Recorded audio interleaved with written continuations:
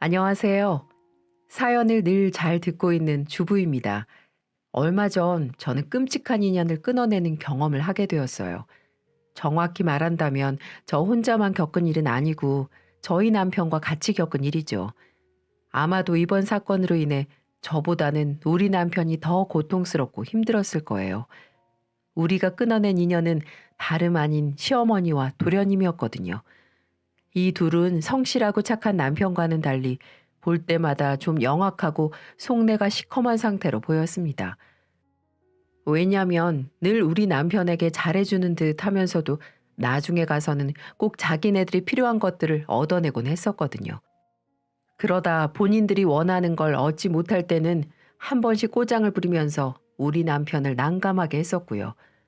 그걸 저는 옆에서 지켜봐 오면서 항상 쉴드를 쳐줬었는데 이번에는 넘지 말아야 할 선을 그쪽에서 넘어버렸고 저희 부부는 그 길로 그들에게 제대로 된 응징을 해주었답니다. 그 시원한 이야기를 지금부터 한번 풀어보고자 해요. 일단 저희 남편을 만난 건 제 직장에서였습니다. 저는 세무서 직원으로 일을 하고 있었는데 저희 세무서 쪽에 본인 사업장 세금 관리를 맡기로 온 의뢰인으로 남편이 왔다가 그때부터 연을 맺게 되어 결혼까지 하게 되었죠. 남편은 서울대학교를 나와 직장을 잠깐 다니다가 본인의 사업장을 만들고 싶다는 꿈을 이루기 위해 과감하게 대기업을 그만두고 사업을 하고 있었어요. 저랑 만날 때만 해도 막 사업장을 열어서 운영을 하고 있을 때라 미흡한 게 많았고 세금 쪽으로는 아예 모르는 사람이라서 저랑 소통을 많이 하면서 친해지게 되었습니다. 그러다 서로 마음이 맞아서 진지한 사이가 되었고 서로 관계가 발전한 뒤에도 남편은 여전히 사업에 대해 미흡한 부분이 많았지만 그래도 성실하고 착한 사람이라서 저는 과감하게 결혼을 선택했죠. 솔직히 말해 이 결혼은 주변에서 다 말리는 결혼이었습니다. 제 친구들이나 지인들은 남자가 사업에 목숨 걸면 답도 없다면서 죄다 저를 말렸어요. 심지어 제 친구 한 명은 사업 그만두고 다시 대기업으로 들어가면 그때 결혼을 해주라고 이야기를 했을 정도였죠. 그럼에도 불구하고 이 사람과의 결혼을 포기하지 않았을 만큼 상대방에 대한 확신이 강했던 저는 딱 한 번 흔들린 적이 있었는데 그게 바로 우리 시모 때문이었습니다. 사실 결혼 후 저는 친정엄마와 같이 살길 원했어요. 엄마가 유방암을 겪고 계셨기 때문에 옆에서 돌봐드릴 수밖에 없어. 이건 남편과 결혼 이야기를 할 때부터 미리 말을 다 끝내놓은 상황이었죠. 근데 그렇다 하더라도 시댁에는 미리 말씀을 드려야 할 것 같아서 먼저 말씀을 드렸어요. 그때 저는 흔쾌히 알겠다고 하실 줄 알았던 시모 쪽에서 황당한 대답을 내놓아 순간 뻥 쪄 있어야만 했습니다. 어머니, 저희 엄마가 몸이 좀 편찮으셔서 지금도 같이 살면서 제가 돌봐드리고 있어요. 유방암이신데 옆에서 간병할 수 있는 사람이 좀 필요해서요. 저나 남편이나 일은 하고 있어서 간병인을 따로 두긴 할 건데 그래도 제가 옆에서 모셔야 안심이 되어서 결혼 후에도 지금처럼 같이 살려고 해요. 다행히 이 사람도 그러자고 해줘서 어머님께도 미리 말씀드려요. 음, 그래? 난 그건 좀 반대인데. 아니, 나도 솔직히 말해서 남편 보내고 나서는 우리 큰애 의지하면서 살고 있는데 그 와중에 네가 수옥 데리고 가는 것도 좀 마음에 안 드는데 거기다 장모까지 모시게 한다고? 우리 애가 지 장모 모신다고 나한테 소홀히 하면 어떡할래? 나는 내 아들 며느리랑 둘이 나눠 쓰는 것만으로도 충분히 싫어 얘. 어른이라고 하지만 너무나도 철딱서니 없게 말씀을 하시는 시어머니의 대답을 들으면서 저는 당황할 수밖에 없었어요. 그래서 여기에다 대고 어떤 대답을 해야 할지 감이 안 잡히더라고요.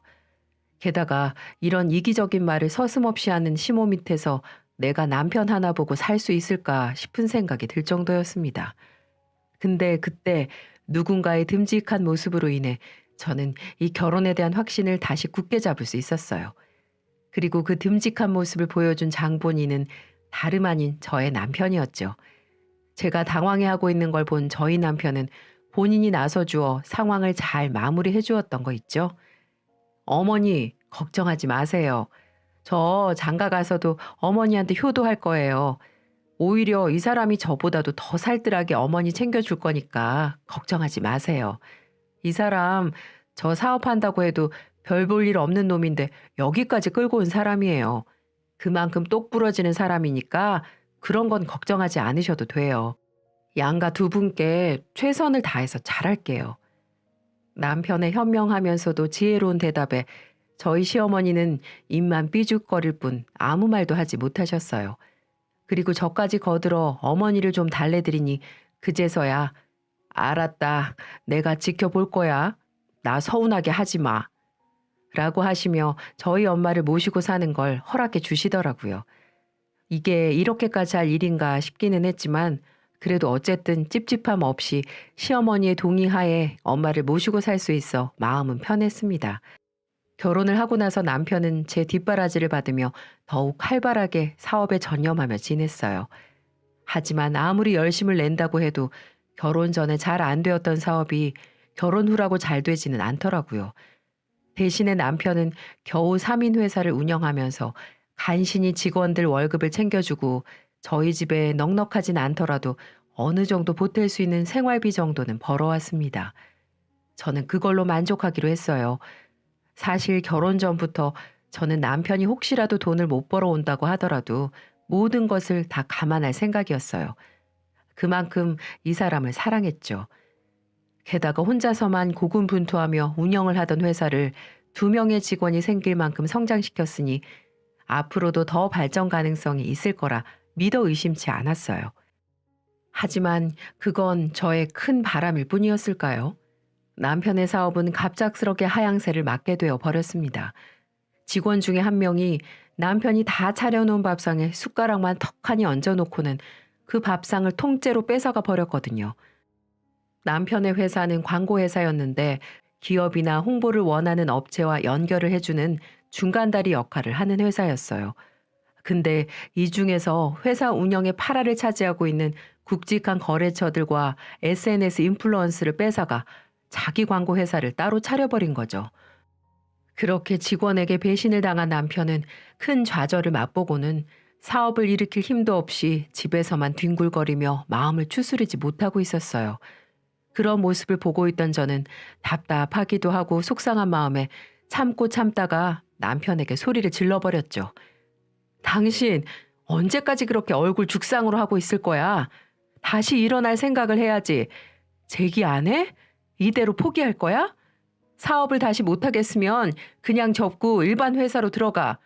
지금이라도 늦지 않았으니까.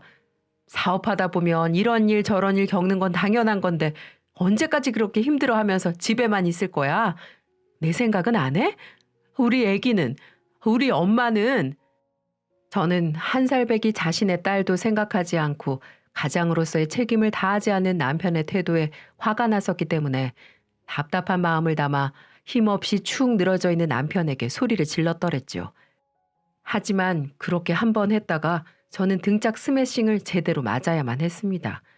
그리고 저의 등짝을 세게 후려친 건 다름 아닌 저희 엄마였어요.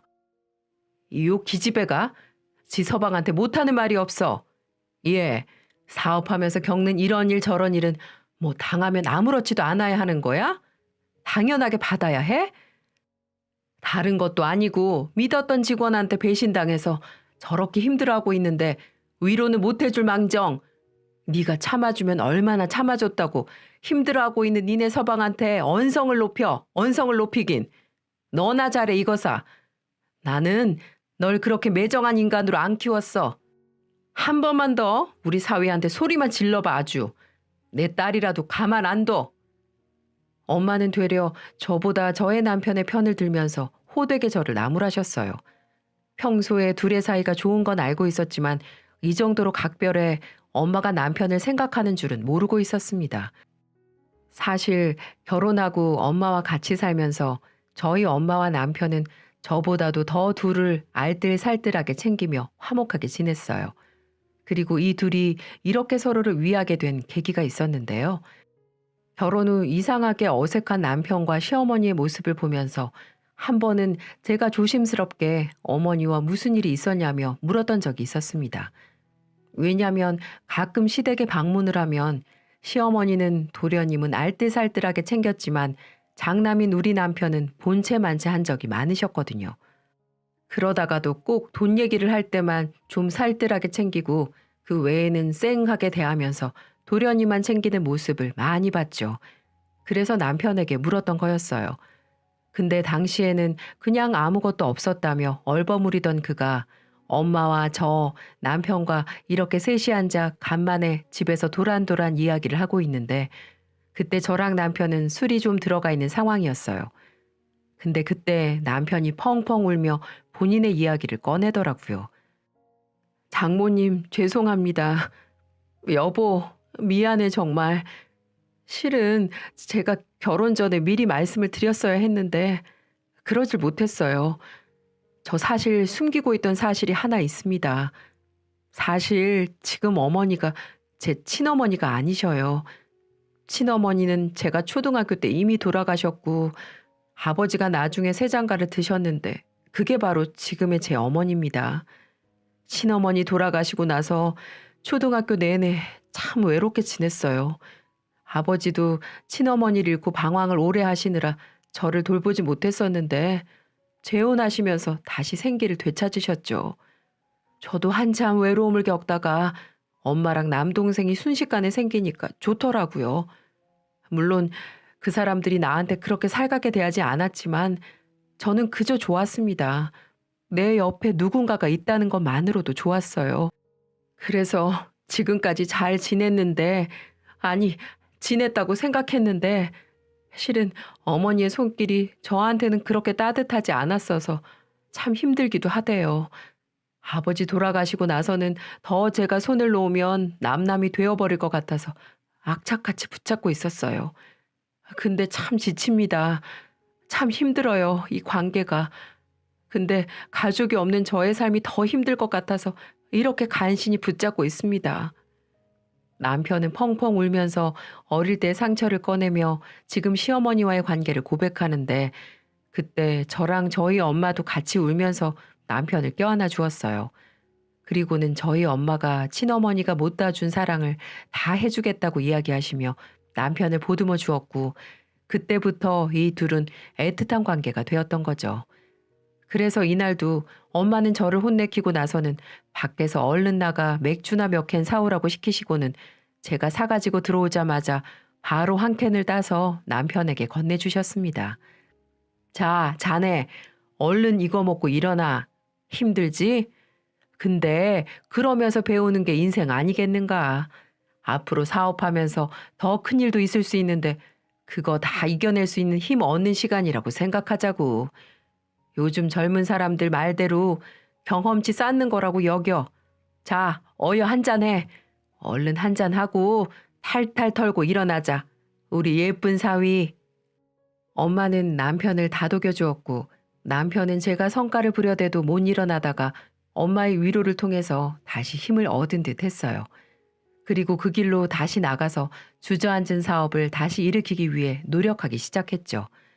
그렇게 저희는 다시 사업을 일으켜 보려는 남편을 응원했지만 남편의 사업을 못마땅해 하는 한 사람이 있었습니다. 정확하게 말하면 남편의 사업을 못마땅해 하기보다는 남편의 사업을 뒷받침해주지 못하는 저를 못마땅해 하셨죠. 시어머니의 말씀은 남편이 사업을 하면 돈으로 빵빵하게 뒷배경이 되어주어야지만 승승장구를 할 텐데 제가 그 역할을 못해주니 남편이 저렇게 빌빌거리고 있다며 늘 쓴소리를 하셨어요. 그래서 저는 시댁에 자주 찾아가는 것도 부담스러웠는데 그래도 남편의 어머니이기 때문에 우리 엄마처럼 챙기기 위해 노력을 했더랬죠. 그러던 중 이제는 이 시어머니를 아예 저희 엄마처럼 모셔야 하는 상황이 닥치게 되고 말았습니다. 바로 저희 엄마가 돌아가시게 되면서 일어난 일이었어요. 엄마는 갑작스럽게 유방암이 다른 곳으로 전이가 되면서 상태가 나빠지셨고 그 뒤로 단 3개월 만에 돌아가시고 말았어요. 저랑 남편은 큰 슬픔에 잠겨 힘들어하고 있는데 장례식장에서 다짜고짜 시어머니가 다가오시더니 당황스러운 말씀을 저희에게 하시는 겁니다. 얘들아, 이제 사돈도 멀리 가셨겠다. 이제 그 집으로 우리가 들어가서 살마. 안 그래도 나도 우리 둘째랑 살면서 집도 적적하니 외로웠는데 잘 됐네. 이참에 우리가 들어갈 테니까 집 정리 좀 해둬라. 당황스러운 소리를 아무렇지도 않게 하시는 시어머니의 이야기를 들으면서 순간 저는 잘못 들은 줄만 알았습니다. 엄마의 빈자리로 시어머니가 들어온다는 것 자체도 마음에 들지 않았는데 거기에 도련님까지 모셔야 한다는 게 저는 부담스러웠어요.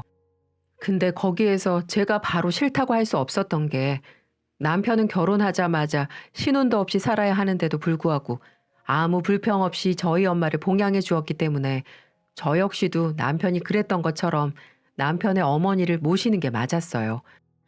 물론 도련님이 좀 걸리긴 했지만 시어머니에게 들어보면 워낙에 밖으로 돌아다니는 걸 좋아해서 아침에 나가서 밤 늦게 들어와 마주칠 일이 별로 없을 거라 하시기에 큰맘 먹고 집으로 들이기로 했습니다. 하지만 그 선택이 우리 가족을 완전히 망가뜨리게 되는 계기가 될 거라고는 상상조차 하지 못했죠. 시어머니는 저희 집에 들어올 작정을 아주 진작부터 하셨었는지 장례식장에서 이야기를 끝낸 뒤 엄마의 유품을 정리하기가 바쁘게 집으로 들어오셨어요. 물론 저희 도련님도요. 방은 엄마가 쓰시던 방을 시어머니가 쓰시게 되었고 도련님은 제 딸방으로 꾸며놓은 곳을 안방으로 다 치우고 그 방에서 생활을 하게 되었습니다. 그렇게 어색하고 껄끄러운 동거가 시작되었는데 저한테만큼은 더더욱 부담스럽고 힘든 동거였어요. 그건 다름 아닌 우리 도련님 때문이었죠. 저는 엄마의 상태가 많이 안 좋아지면서 애 낳고도 못 썼던 휴직을 그때 쓰게 되었거든요. 혹시 몰라 1년 휴직 신청을 해놓았기 때문에 3개월 만에 돌아가신 엄마로 인해 집에서 머무는 시간이 많아지게 되었어요. 근데 그때 밖에 나가는 게 일상이라던 도련님이 희한하게 집 밖으로 나가질 않는 거예요. 오히려 남편이 일을 나가고 나면 시어머니가 동네 친구들 사귄다며 마실을 나가시고는 한참 뒤에야 들어오셨죠. 그 사이에 저와 도련님은 둘이 있는 시간이 생기게 되었는데 그때마다 도련님이 이상한 눈빛을 보이며 저에게 다가오는 겁니다. 그리고는 별 시덥지 않은 대화를 걸어대며 저에게 추근덕대는 듯한 인상을 풀풀 풍겼어요. 제가 혼자서 집안 청소를 하고 있으면 옆으로 와서는 형수 도와드려요? 저 집안일 잘하는데 우리 형보다는 내가 나아요. 이런 가정적인 남자 어때요? 사업하느라 밖에만 있는 무책임한 사람 말고요. 라는 식으로 자꾸만 이야기를 걸어오는 거예요. 그때마다 저는 불편해서 그냥 말도 맞받아치지 않으며 잘 받아주지 않았는데 제가 받아주지 않으니까 오히려 그게 받아주는 걸로 착각이 들었는지 나중에는 점점 더 찝쩍거리는 강도가 심해지더라고요. 형수, 나는 형수 같은 사람이 내 이상형이에요. 얼굴도 예쁘지, 성격도 좋지, 가정에 충실하지. 거기다가 이 손 고운 것 좀 봐. 나도 손 예쁘다는 소리 많이 들어봤는데 좀 보실래요?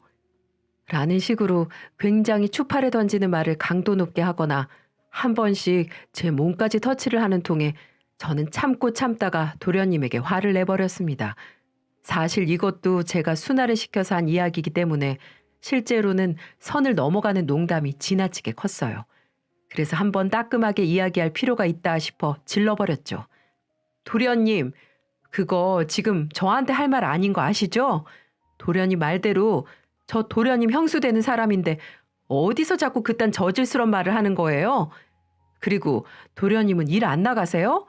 그 나이 먹도록 일도 안 하고 집에서 빈둥빈둥 놀기만 하면서 왜 우리 남편 자꾸 깎아내려요? 도련님이나 정신 차리고 나가서 일이나 좀 알아보세요. 쓸데없는 농담할 이 시간에. 저의 높은 언성에 도련님은 얼굴까지 빨개지며 굉장히 창피해했어요. 그리고는 민망하면서도 화가 났는지 저한테 한 소리를 하려고 하더라고요. 그때 집에 저희 둘밖에 없었기 때문에 굉장히 무서워서 저는 그대로 집 밖으로 나와버렸습니다. 그렇게 하고 나니까 집 안으로 들어가기가 싫더라고요. 근데 그 뒤로도 도련님은 좀처럼 나아지질 않았어요. 오히려 제가 싫다고 하는데도 불구하고 이제는 대놓고 저보고 좋아한다는 말까지 꺼내더라고요. 이 도련님이 미쳤나 싶어서 저는 더 이상은 참지 않고 남편과 시어머니에게 다 이야기를 하기로 했고 남편이 일을 나가 있는 사이에 먼저 시어머니께 말씀을 드리기로 했습니다. 근데 우리 시어머니 말이 더 가관이던 거 있죠? 어머니, 저 도련님 때문에 못 살겠어요. 도련님 정신이 어떻게 된 거 아니에요? 도련님이 뭐라는 줄 아세요? 제가 좋대요. 저한테 자꾸 치근덕댄다고요. 저 이대로는 못 살아요.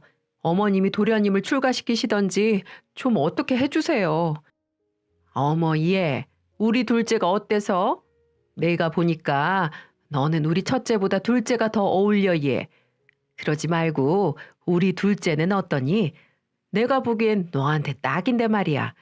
우리 첫째는 솔직히 뒷배경 빵빵한 여자가 어울리지. 너는 영 아니야. 상상도 못했던 어머니의 대답에 저는 이 모자가 쌍으로 미쳤구나 싶었습니다. 그래서 더 이상은 참지 못하고 저는 시어머니에게도 소리를 쳤어요. 어머니, 진짜 제가 어머니 생각 없고 개념 없이 나이값 못하는 건 알고 있었지만 진짜 너무하시네요. 지금 그게 상식적으로 말이 되는 소리예요? 도대체 우리 남편을 뭐로 생각하시는 거예요? 저도 그렇고요. 아니 이게 어따 대고 또 성질이야. 야, 내가 만만해? 내가 뭐 못할 말 했니? 우리 둘째 어떤지 생각이나 좀 해보라고 하는 소리잖아. 이게 아주지 시애미를 잡아먹으려고 드네. 아니면 말지. 저는 시어머니와는 더 이상 말이 안 통한다는 걸 깨닫고 곧바로 남편에게 전화를 해서 집에 들어오라고 한 뒤에 모든 것들을 다 이야기했어요. 솔직히 남편이 사업으로 고군분투하는 게 마음에 쓰여서 제 선에서 해결해 보려고 했지만 이건 도가 지나쳤습니다. 그래서 모든 것을 다 남편에게 말했고 남편은 그 뒤로 오히려 제가 이야기했던 것보다 더욱 충격적인 소리를 내뱉던 거 있죠. 남편은 저의 이야기를 듣더니 저보고 조금만 기다려보라고 한 뒤 며칠 뒤에 어떤 여자와 함께 저와 어머니, 도련님이 같이 있는 집에 들어왔어요. 근데 우리 어머님이 그 여자를 보더니 얼굴에 화색이 돌면서 신이 나서 맞이를 하더라고요. 하지만 그 화색이 돌던 얼굴은 여자의 어떤 행동으로 인해 완전한 사색으로 물들어야 했죠. 어머, 아들, 이 여자분은 누구야? 너무 예쁘다. 아주머니, 안녕하세요? 저를 아실 텐데 모른 척 하시네요. 뭐라고요? 아니, 댁이 누군지 내가 어떻게 알아요? 시어머니는 한껏 모른 채 하며 맞이한 어떤 여자가 자신을 아는 채 하니 매우 당황해했어요. 그리고 그 여자가 뒤이어 한 행동으로 인해 경악을 하셨죠. 제가 도저히 양심에 찔려서 못하겠더라고요. 이렇게 성실한 아드님을 어떻게 뒤통수 칠 생각을 다 하셨어요. 아주머니가 저 이 사람한테 붙이신 거잖아요. 그리고 저한테까지 전화해서 이 사람 사업 잘 되고 있으니 저한테 돈다발 안겨주겠다고 하신 거 저 녹음 파일 다 가지고 있어요. 놀랍게도 그 여자는 시어머니가 남편을 꼬시도록 뒤에서 조종을 하고 있던 사람이었어요. 이유는 단 하나였습니다. 이 여자에게 제 남편을 꼬시게 하고 그걸 미끼로 저와 남편을 이혼시킬 요량이었어요. 그런 다음 자기 아들과 저를 엮이게 해서 결혼을 다시 시킬 작정이었던 거죠. 한마디로 큰아들은 쓰레기 음식물처럼 버리고 둘째를 조금이라도 안정적인 삶을 살게 할 목적이었던 겁니다. 그리고 또 하나 목적은 저의 재산이었습니다. 어머니가 남겨주신 아파트, 사망보험금, 그리고 제 안정적인 직업, 이 세 가지 요건 때문에 정말 사람이 하면 안 될 짓들을 꾸미고 있었던 거예요. 어떻게 사람이 그럴 수가 있을까요? 아무리 자기 뱃속으로 낳지 않았다고 하지만 초등학교 때부터 한 집에서 살며 엄마라고 불렀던 제 남편에게 그런 짓을 할 수 있을까요? 정말 그 여자가 아니었다면 무슨 일이 벌어졌을지 모르니 생각만 해도 끔찍했습니다. 물론 제 남편이 꼬신다고 해도 넘어갈 사람도 아니지만은요. 그 여자가 그러더군요.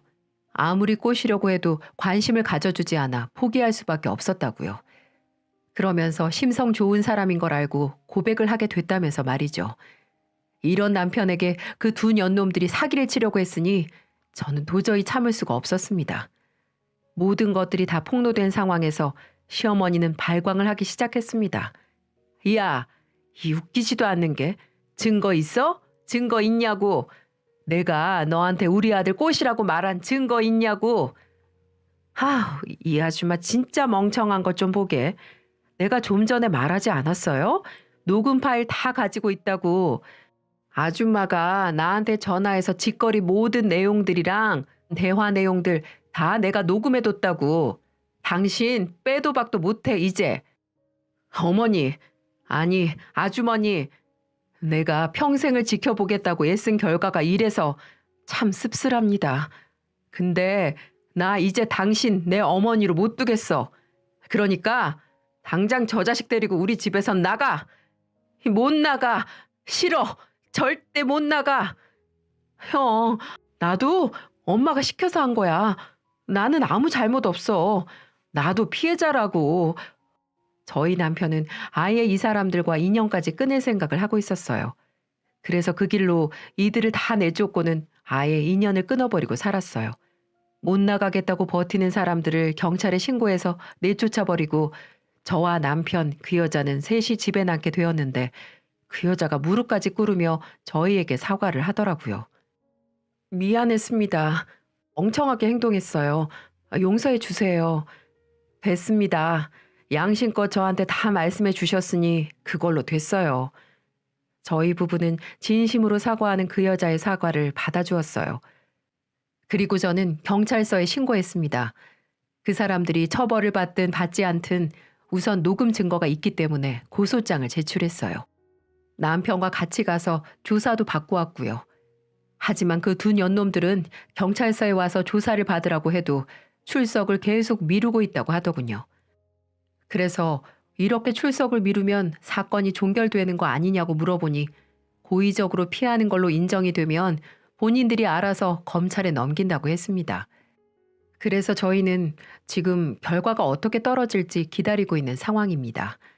아마 이걸 보시는 분들은 애초부터 집에 시모랑 그놈이랑 들인 게 제 실수였다고 말할 수 있을 거예요. 바보 호구라고 생각하신 분들도 계실 거고요. 하지만 전 남편이 돌아가신 엄마를 정말 극진히 챙겨주는 모습을 보고 저도 갚아야 한다고 생각했어요. 남편이 아버지가 일찍 돌아가시고 가족의 사랑이 목말랐다는 사실도 뒤늦게 알 수 있었고요. 그래서 이제 제가 정말 잘 모시고 싶었는데 그 선택이 제게 부메랑으로 다가올지 전혀 생각조차 못했는데 정말 이 좋은 마음을 이용해 먹으려는 사람들을 보고 무조건적으로 베풀면 안 된다는 사실을 깨닫게 되었어요. 확실하게 끊어야 될 때는 끊어야 된다고 생각을 했습니다. 그게 설사 부모 자식 간의 관계라도 말이죠. 그 일이 있고 전화번호를 차단했더니 자꾸 모르는 번호로 전화가 오더군요. 한 번은 도대체 누군가 해서 받았더니 시어머니였습니다. 뭐라고 했냐고요? 경찰 고소한 거 치하해주고 다시 예전처럼 살면 안 되냐고 하소연을 하더군요. 첫째 아들 소중한 거 이제 알았다나 뭐라나. 당연하겠죠. 워낙 둘째 아들이 망나니고 능력도 없는데 누구를 믿고 남은 인생을 살 수가 있을까요? 제 남편이나 됐으니 항상 챙겨드리고 용돈도 드리고 했었겠죠. 그러면서 본인이 노망나서 그랬다며 울면서 비는데 어이가 없었습니다. 그래서 전 한마디를 남기고 전화를 끊어버렸어요. 당신은 정말 해서는 안 될 짓을 했어. 우리 남편이 얼마나 좋은 사람인데 그것도 남도 아닌 자기 아들을 팔아먹어? 당신 같은 쓰레기하고는 다시는 상종하고 싶지 않으니까 2번 다시 찾아오지 마. 찾아왔다가는 내가 니네 다리 몽둥이를 다 부러뜨릴 테니까 하고 말이죠. 이렇게라도 말하고 그 사람들과 인연을 끊으니 속이 다 후련했습니다. 이제는 그 두 사람이 죽든 말든 전혀 신경을 안 쓸 거고요. 이 나쁜 사람들 같으니라고. 지금은 그래서 오롯이 저와 남편, 우리 딸 이렇게 셋이서만 집에서 살고 있습니다. 남편은 사업을 계속하고 있어요. 저도 이제 복직을 앞두고 있는데요. 가끔은 남편이 슬퍼하고 힘들어하지만 그래도 오히려 있는 게 더 짐스러웠던 그 사람들을 안 보니 살 것 같다고 해서 저도 그저 위로만 해주고 있어요. 사실 저도 엄마의 빈자리가 큰 상황에서 벌어진 일이라 마음 잡기가 힘들었는데 저를 사랑해주는 성실한 남편이 있어 서로에게 힘이 되어주며 잘 극복하게 되었네요.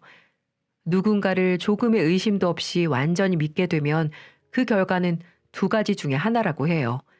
일생 최고의 인연을 만나거나 일생 최대의 교훈을 얻거나 저희 부부는 두 가지를 동시에 얻은 셈입니다. 그래도 힘든 과정을 통해서 최고의 인연으로 서로 남게 되었으니 그걸로 만족을 삼아야 할 것 같아요. 여러분들에게도 최고의 인연이 찾아지기를 기원하면서 저의 사연을 마쳐볼게요. 함께 해주셔서 감사합니다.